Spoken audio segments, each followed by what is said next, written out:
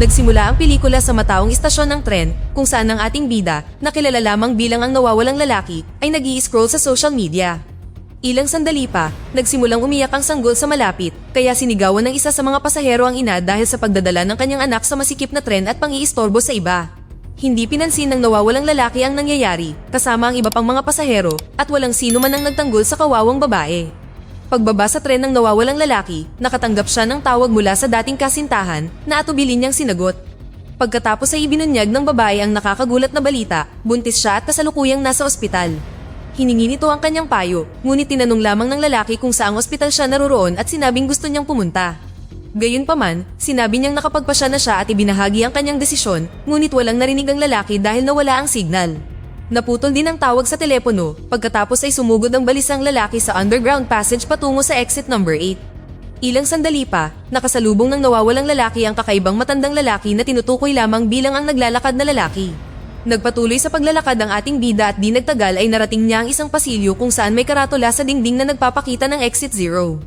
Ngunit nang siya ay sumulong, muli niyang natagpuan ang kanyang sarili sa gitnang bulwagan na may karatula ng exit 8 at ang parehong lalaking naglalakad ay papalapit sa kanya.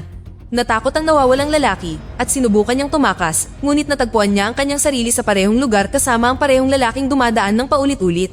Napagtanto ng kawawang lalaki na may mali at sa isang punto, ang lalaking naglalakad ay nakakatakot na nakatayo sa likuran niya, dahilan upang bumilis ang kanyang lakad sa takot, ngunit di nagtagal ay nakasalubong niya muli ang parehong lalaki, kaya napilitan siyang bumalik sa kabilang direksyon, ngunit napunta lamang sa parehong underground passage. Pagkatapos ay sinubukan niyang maghanap ng paraan palabas sa pamamagitan ng mga metal door at pinindot pa ang emergency alarm, ngunit walang nangyari. Ilang sandali pa, tinitigan ng nawawalang lalaki ang mga larawan sa dingding nang bigla niyang mapansin ang dugo na umaagos mula sa isa sa mga karatula. Nagsimula siyang magpanik at tumakbo pabalik para lamang mabigla nang makita na ang karatula sa dingding ay nabago mula sa exit 0 patungo sa exit 1. Pagkatapos ay nagbasa siya ng impormasyon sa malapit na board na nagsasabing kung may matuklasan na mga anomalya, dapat siyang bumalik sa pinanggalingan at kung wala naman, dapat siyang magpatuloy. Lumalabas na sa pamamagitan ng pagsunod sa mga simpleng patakarang ito, makakatakas siya mula rito kapag ang karatula sa wallboard ay umabot sa exit 8. Sunod, ang nawawalang lalaki ay sumulong at sinubukang kausapin muli ang naglalakad na lalaki, ngunit hindi siya pinansin ng huli at dumaan ng may malamig at walang kaluluwang tingin. Nagpatuloy ang ating bida at walang napansing kakaiba. Ngunit nang lumapit siya sa wallboard, nakasulat ang exit 0 na nangangahulugang may hindi siya napansing anomalya. Upang maiwasang maulit ang parehong pagkakamali, kinunan niya ng litrato ang lahat, kabilang ang mga larawan, pinto, fire hydrant, ventilation, at maging ang naglalakad na lalaki para maihambing niya ang lahat. Wala siyang nakitang anomalya at nakarating sa exit 1 bago nakahinga ng maluwag. Ngunit nang tingnan niya ang mga larawang kinuha niya, natigilan siya nang mapansin na ang mga ito ay nasira, na nangangahulugang hindi siya pinapayagang mandaya. Habang naghahanap siya ng anomalya, biglang lumitaw ang naglalakad na lalaki sa likuran niya at ngumiti ng kakaiba. Ipinagpalagay ng nawawalang lalaki na ito ay isang anomalya, kaya tumakbo siya palayo sa kabilang direksyon habang sinusundan ng matandang lalaki. Mabuti na lang at tama ang desisyon ng ating bida at sa wakas ay narating niya ang karatula sa dingding na nagsasabing exit 2. Sa sumunod na loop, tiningnan niya ang lahat ng mga gamit at wala siyang napansing kakaiba, ngunit bigla na lang, may narinig siyang batang umiiyak mula sa loob ng storage locker. Sinubukan niyang buksan ang locker noong una, ngunit kalaunan ay hindi niya ito pinansin at tumakbo sa kabilang direksyon. Lumilitaw na isa lamang itong anomalya at nakarating siya sa exit 3 na nagpapahiwatig na maayos naman ang lahat sa ngayon at ang kailangan lang niyang gawin ay iwan ang batang iyon sa locker. Pagkatapos, pinagmasdan ng nawawalang lalaki ang kanyang paligid at wala siyang nakitang anumang anomalya. Gayunpaman, habang paalis siya, napansin niya ang malaking poster na nakatitig sa kanya ng nakakatakot. Mabilis na bumalik ang lalaki at nakarating sa exit 4 na nagbigay sa kanya ng pag-asa. Naging maayos din ang sumunod na loop at nang walang makitang anumang anomalya, nagpatuloy siya sa pag-usad at nakarating sa exit 5. Di nagtagal, hindi inaasahang nakatanggap siya ng tawag mula sa dating kasintahan na nagtataka kung nasaan siya. Sumagot ang nawawalang lalaki na nasa subway pa rin siya at paikot-ikot na naglalakad dahil naliligaw siya. Gusto niyang pag-usapan ang kanilang sitwasyon, kaya bigla niyang ikinwento ang tungkol sa sanggol sa tren na umiiyak kanina at kung paano pinagalitan ng isang lalaki ang ina. Isiniwalat niya kung paano walang sino man ang nagtanggol sa kawawang babae, kasama na siya, dahil lahat sila ay abala sa kanilang mga telepono. Nagsisisi siya at umiiyak na sinabing hindi siya magiging isang mabuting ama, habang nakikita natin ang dati niyang kasintahan na nakatayo sa likuran niya. Ilang sandali pa, ibinaba ng lalaki ang telepono at sumulong, ngunit nagulat siya nang makitang bumalik siya sa exit 0. Napagtanto niya na ang tawag sa telepono ay isa lamang anomalya at pakiramdam niya ay hangal siya dahil walang signal sa lugar na ito. Wala siyang ibang magawa kundi ang sumulong at napansin ang gitnang bulwagan na ganap na naiilawan ng dilaw. Sa puntong ito, nagsimula siyang magkaroon ng nervous breakdown at nakaranas ng hika na naging dahilan upang siya ay bumagsak sa pagkabalisa. Ngunit kahit papaano ay kumalma siya at bumalik bago muling nakarating sa exit 1. Sa sumunod na loop, napansin ng nawawalang lalaki ang isang batang lalaki, ngunit inakala niyang isa lamang itong anomalya at bumalik. Di nagtagal, natagpuan niya ang kanyang sarili pabalik sa exit 0 na nangangahulugang totoo ang batang lalaki. Muli niyang nakatagpo ang batang lalaki at sinubukang makipag-usap, ngunit walang sinabi ang huli. Pagkatapos ay dumating ang batang lalaki sa gitnang bulwagan at itinuro ang naglalakad na lalaki na ipinagtaka ng ating bida. Ang eksena ay nauwi sa isang flashback mula sa perspective ng naglalakad na lalaki na nakulong din sa underground passage na ito.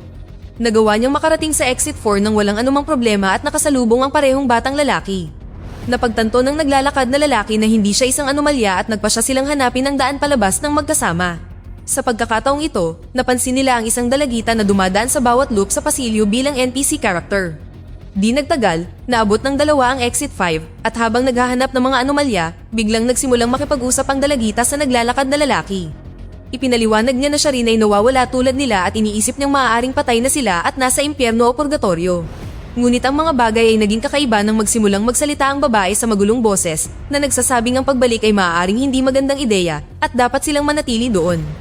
Sinabi niya na ang pang-araw-araw na pag-commute, takdang aralin, at paulit-ulit na gawain sa trabaho ay tunay na impyerno at inulit ang huling parirala ng ilang beses.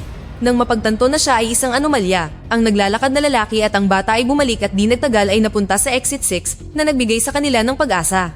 Sa sumunod na loop, napansin ng bata ang hawakan sa gitna ng pinto na wala doon dati at tinitigin ito. Hindi naintindihan ng naglalakad na lalaki ang pahiwatig at inilayo ang bata mula roon para lamang mapunta sa exit 0. Nagwala ang lalaki sa galit, pinunit ang karatula ng impormasyon, at pagkatapos ay humihiyaw kung gaano niya kailangang makita ang kanyang anak ngayon. Ngunit pagkatapos ng ilang segundo, kalaunan ay pinakalma niya ang kanyang sarili at hinawakan ang kamay ng bata bago sumulong. Sa sumunod na loop, napansin nila ang hagdan na tila patungo sa isang labasan na labis na ikinatuwa ng naglalakad na lalaki. Napagtanto ng batang lalaki na ito ay isang anomalya at sinubukan siyang pigilan, ngunit tumanggi ang lalaki at itinulak siya sa lupa bago umalis mag-isa. Hindi nagtagal ay nawala siya, pagkatapos ay bumalik ang bata at napunta sa exit 1 na nangangahulugang tama siya. Lumakad siya pasulong at napansin muli ang naglalakad na lalaki, ngunit sa pagkakataong ito ay nakita siyang naglalakad na parang robot. Lumapit sa kanya ang bata, ngunit hindi siya pinansin ng lalaki na nagpapakita na siya ay naging NPC character at tuluyan ng nakulong sa bangungot na ito. Hindi nagtagal ay natagpuan ng bata ang kanyang sarili sa exit 0 at sumulong kung saan niya nakilala ang ating bida. Sa kasalukuyan, ang dalawa ay makikitang nagmamasid sa kanilang paligid at bagaman walang napansing kakaiba ang nawawalang lalaki, nakakita ang bata ng karatula ng anomalya sa overhead board. Ngunit nakatitig lamang siya ng walang sinasabi at hindi rin naintindihan ng nawawalang lalaki ang pahiwatig. Hindi nagtagal ay nakarating sila sa exit 0 na nag-iwan sa lalaki na bigo at walang pag-asa. Sa sumunod na loop, inakala ng nawawalang lalaki na medyo kakaiba ang hitsura ng poster sa dingding, ngunit nagsimulang tumakbo palayo ang bata na nagunjok sa lalaki na sundan siya. Napunta sila sa exit 1 na nangangahulugang tama ang bata at ipinapakita nito na mayroon siyang pambihirang husay sa pagmamasid. Muli siyang nakahanap ng isa pang anomalya nang mapansin niya ang kakaibang hawakan sa gitna ng pinto at tinitigan ito. Napansin din ito ng nawawalang lalaki at matagumpay na narating ng dalawa ang exit 2 sa pamamagitan ng pagbalik. Gayunpaman, sa sumunod na loop, biglang namatay ang mga ilaw sa pasilyo, kaya binuksan ng nawawalang lalaki ang flashlight sa kanyang telepono. Pagkatapos ay naging nakakatakot ang mga bagay nang bigla na lamang, tumulo ang dugo mula sa ventilation, kasabay ng nakababahalang tunog ng pag-iyak ng sanggol at huni ng mga daga. Napuno ng pandidiri at takot ang nawawalang lalaki nang mapansin niya ang isang kuyog ng mga daga na bawat isa ay may mga organo ng tao na tumubo mula rito.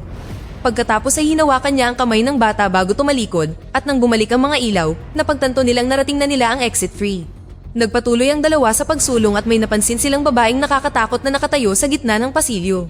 Lumilitaw na ito ang ina ng bata, kaya sa wakas ay nagsalita siya sa unang pagkakataon at sumigaw ng, "Mama," habang sinusubukang lumapit.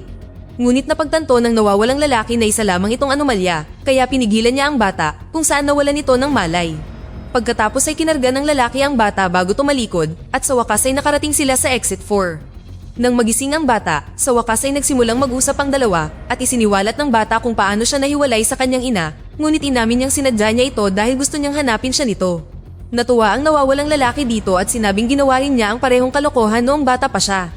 Nagsimula silang magbukas ng kanilang mga saloobin at natuklasan ng ilang kakaibang pagkakapareho, tulad ng katotohanan na pareho silang natatakot sa kanilang ina at hindi pa nila nakikilala ang kanilang ama.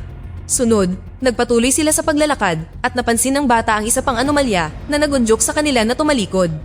Nakarating sila sa exit 5 at sa sumunod na loop, napansin ng nawawalang lalaki na nakabukas ang isa sa mga pintuan. Sumilip siya sa loob at natigilan nang makita ang kanyang sarili sa tren habang umiiyak ang sanggol sa mga bisig ng kanyang ina. Nakonsensya ang lalaki sa pagbaliwala at isinara ang pinto, pagkatapos ay bumalik sila at nakarating sa exit 6. Nakaramdam sila ng labis na pag-asa at tinanong ng lalaki ang bata kung ano ang una niyang gagawin kung makakalabas sila. Sinabi ng bata na gusto niyang kumain ng double cheese pizza na nagpangiti sa nawawalang lalaki. Bago sila magpatuloy, binigyan siya ng bata ng kabibe bilang regalo at sinabing poprotektahan siya nito. Sa sumunod na loop, nakarinig ang dalawa ng malakas na sirena at naramdaman ng panganib. Mabilis na niyakap ng nawawalang lalaki ang bata. Naging kakaiba ang mga bagay-bagay nang magsimulang umapaw sa pasilyo ang maruming tubig at desperadong sinubukan ng dalawa na tumalikod at umalis. Gayunpaman, hindi sila nakalayo nang lamunin sila ng baha at tinangay sila palayo. Ang eksena ay napunta sa dalampasigan kung saan nakita natin ang nawawalang lalaki kasama ang kanyang kasintahan na gumugugo ng masayang araw kasama ang kanilang anak na lalaki. Nag-uusap ang mag-asawa nang tumakbo ang bata sa kanila at ibinigay sa kanyang ama ang kabibe na natagpuan niya. Sa isang nakakagulat na twist, ito pala ang parehong bata mula sa pasilyo at niyakap siya ng mahigpit ng nawawalang lalaki bago nakipaglaro sa kanya sa tubig. Pagkatapos ay bumalik tayo sa binahang pasilyo kung saan inilagay ng nawawalang lalaki ang bata sa isang karatula sa itaas at hiniling sa kanya na kumapit ng mahigpit upang hindi maanod ng agos. Pumayag ang bata, ngunit sa kasamaang palad, kalaunan ay tinangay ng agos ang nawawalang lalaki. Maya-maya, nagising ang bata at napansing wala na ang baha at natuklasan ng tambak ng maruming kalat sa paligid niya.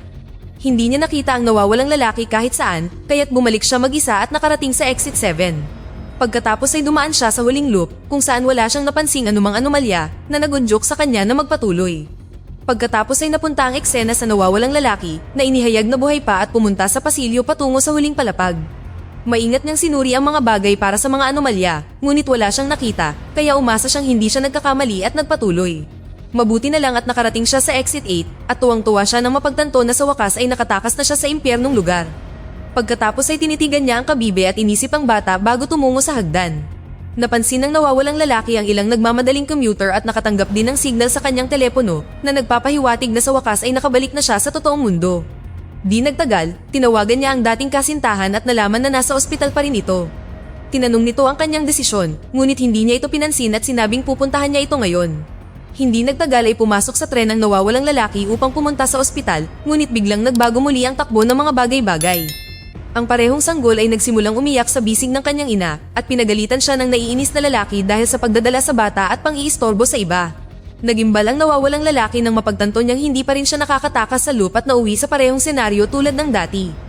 Dito na nagtatapos ang ating kwento. Sana ay nagustuhan nyo. Mag-subscribe na kung hindi ka pa nakasubscribe, pindutin na rin ang notification bell at like button upang matulungan ang channel at mag-iwan na rin ng komento. Maraming salamat sa panonood.